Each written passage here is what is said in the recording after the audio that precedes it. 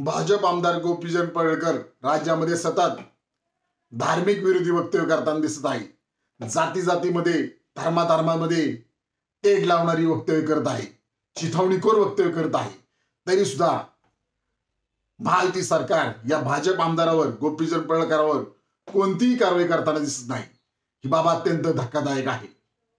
आजच आमदार गोपीचंद पडळकर यांनी विधान भवनामध्ये गुंड आणून गुंडशाही करून एका राष्ट्रवादी काँग्रेस पक्षाच्या शरदचंद्रजी पवार पक्षाच्या कार्यकर्त्याला मारहाण केल्याची घटना समोर येत आहे। मुळात याच विधान भवनामध्ये कायदे केले जातात आणि याच विधान भवनामध्ये भाजप आमदार गोपीचंद पडळकर हे गुंड आणून गुंडागिरी करताना दिसत आहेत। ही बाब अत्यंत गंभीर आहे।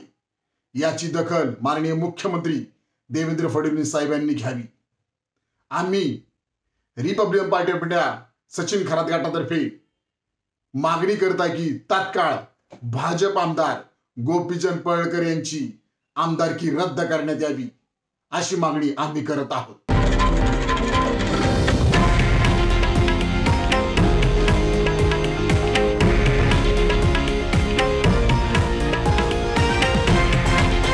हे आहे देशातील नंबर 1 न्यूज नेटवर्क आणि आपण पाहत आहात TV9 मराठी, एकमेव।